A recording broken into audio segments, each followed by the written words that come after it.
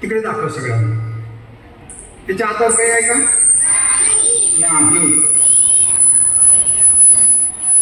बस बस. हा दाखव तिकडे सगळं. तिकडे मॅडमला दाखव अगोदर. सगळ्यांना दाखव. भांडण लावायचं नाही, परंतु त्या दोघींच्या हातामध्ये ही कडी देणार आहे आणि दोघींनी ताकद लावून, पूर्ण ताकद लावून काय करायचं ते करा. या दोन कड्यामधली ही कडी त्यांनी बाजूला काढायची आहे.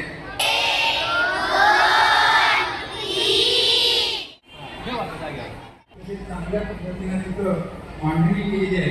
ज्या विद्यार्थ्यांनी केली आहे त्यांच्या सगळ्यांचं अभिनंदन.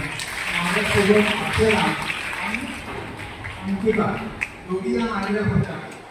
ते येऊन सांगायचं त्यांना इकडचं काही दिसत होतं का आणि मला इकडचं काही दिसत होतं का त्यांनी सांगायचं, किंवा मला काहीतरी दैवी शक्ती प्राप्त झालेली असं सांगून, किंवा मला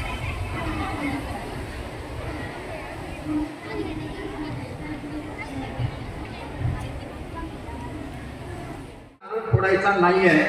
पण हा नारळ हलका आहे का जड आहे? हलका आहे का जड आहे? हलका.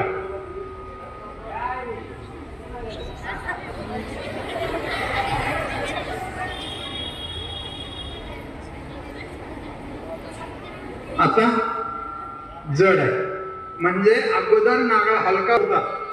कशासाठी फोडतात असं विचारलं मी.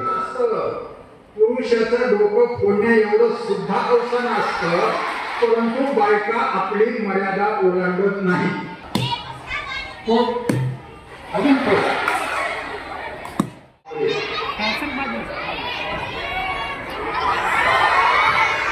नारळ अखंड होता.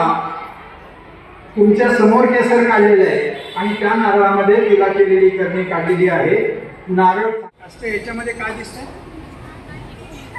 पाणी. त्यांना विचारलं याच्यामध्ये काय दिसतंय, त्यांनी पाणी सांगितलं. पाणीच कशावरून कळायचं नाही, तापमान लागणार काय. तुम्ही दोघी कोण बघा पटकन.